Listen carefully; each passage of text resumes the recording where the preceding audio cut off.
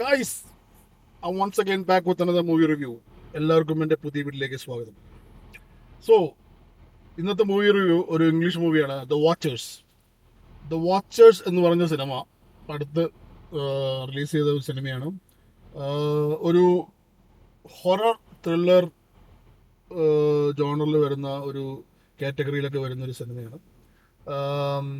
And ഇതിൻ്റെ ഒരു പ്രത്യേകത എന്ന് പറഞ്ഞു കഴിഞ്ഞാൽ നൈറ്റ് ശ്യാമളൻ, നൈറ്റ് ശ്യാമളൻ എന്ന് പറഞ്ഞ ഡയറക്ടറുടെ മകളാണ് ഈ സിനിമ ഡയറക്റ്റ് ചെയ്തിരിക്കുന്നത്, ഇഷാന നൈറ്റ് ശ്യാമളൻ.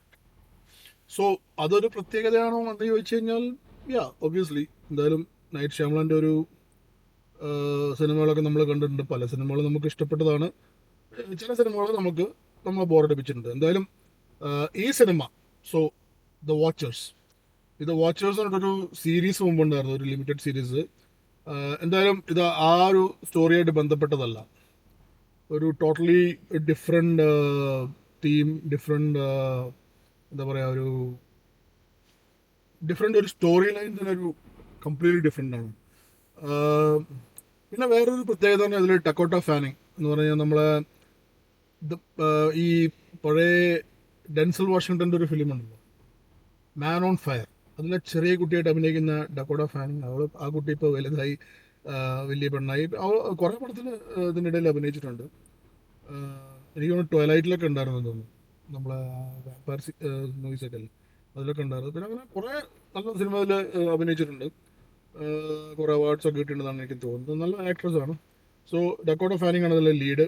സോ ഇതിൽ ഈ സിനിമ ഇൻട്രസ്റ്റിംഗ് ആക്കുന്നതെന്ന് പറഞ്ഞാൽ ഒന്ന് നൈറ്റ് ശ്യാമളൻ്റെ മകൾ ഡയറക്റ്റ് ചെയ്യുന്നുണ്ട്.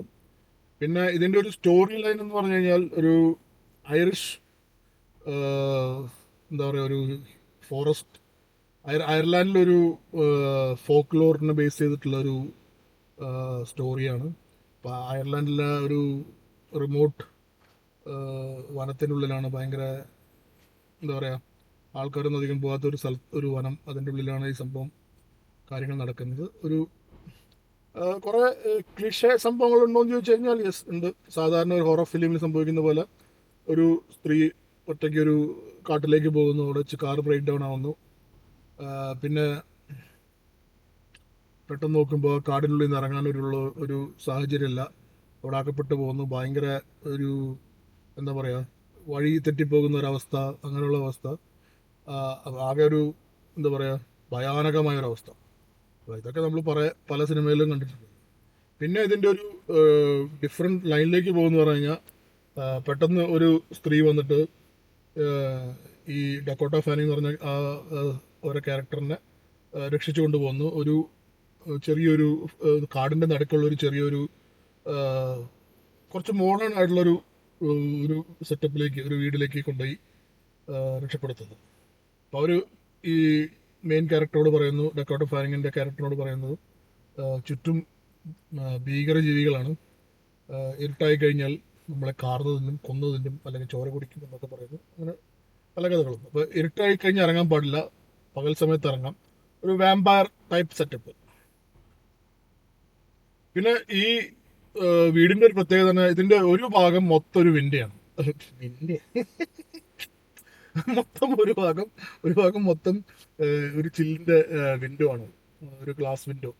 അപ്പോൾ അത് ഒരു എന്താ പറയുക, ഭയങ്കര തിക്കായിട്ടുള്ള ഇപ്പോഴത്തെ അൺബ്രേക്കബിൾ ഗ്ലാസ് എന്നൊക്കെ പറയില്ല, അതുപോലത്തെ ഒരു വിൻഡോ വെച്ച് ഫുൾ ഒരു വോള് മൊത്തം ഒരു വിൻഡോ ആണ്. അപ്പോൾ ഈ വിൻഡോ എന്തിനാന്ന് പറഞ്ഞു കഴിഞ്ഞാൽ, ഈ ഭീകര ജീവികൾക്ക് രാത്രിയാകുമ്പോൾ അവർ ഒരു സ്പെയർ ടൈമിൽ അവർക്ക് ആസ്വദിക്കാൻ വേണ്ടി ഇപ്പോൾ ഈ രണ്ടുപേരും മാത്രമല്ല, വേറെ രണ്ടുപേരും കൂടി ഉണ്ട്.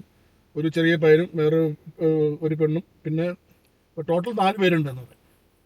അപ്പോൾ ഇവരെ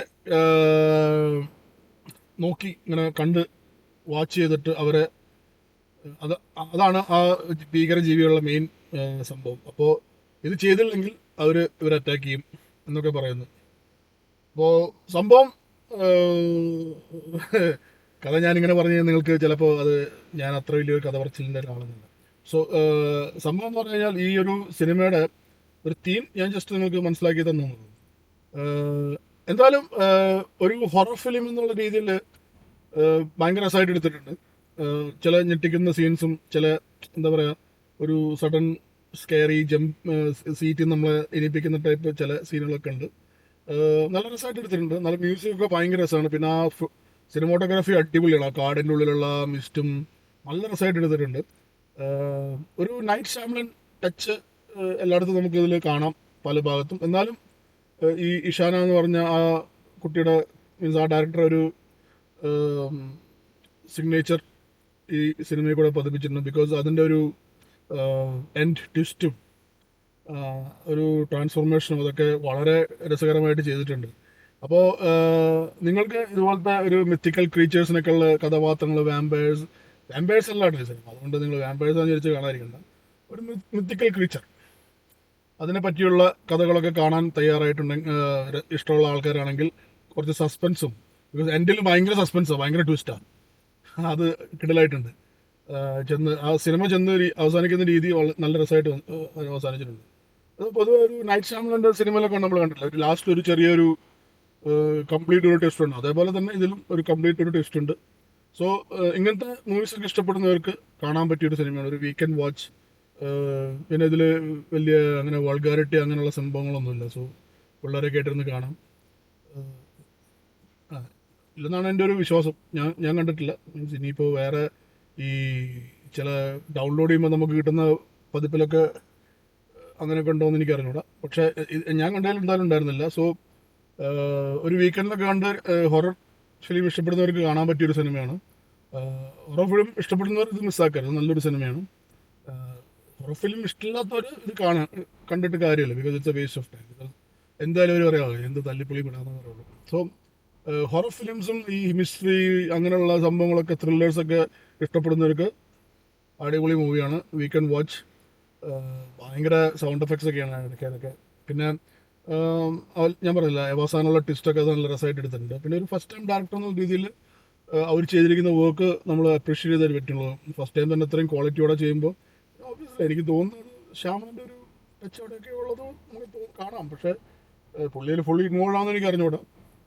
എന്തായാലും വളരെ നല്ല രീതിയിൽ എക്സിക്യൂട്ട് ചെയ്തൊരു സിനിമയാണ്. നമ്മൾ കുറേ സൂപ്പർ മൂവീസൊക്കെ ഇറങ്ങിയിട്ട് ഒരു ഈ വമ്പൻ ഇപ്പോൾ ഈ ഗോഡ്സില്ല തേങ്ങ മാങ്ങാന്നൊക്കെ ഇറങ്ങിയിട്ട് അതൊക്കെ കാണുന്നതിനും ഭേദം ഇങ്ങനത്തെ സിനിമകളൊക്കെ കുറച്ചുകൂടി ബെറ്റർ ആണെന്നാണ് എൻ്റെ ഒരു ഇത്. അറ്റ്ലീസ്റ്റ് ബോറടിക്കാതെ കണ്ടിരിക്കുകയും ചെയ്യും. അപ്പോൾ ഒന്ന് കണ്ടു നോക്കുക, എന്നിട്ട് അഭിപ്രായങ്ങൾ രേഖപ്പെടുത്തും കമൻറ്റിൽ. Okay, bye bye.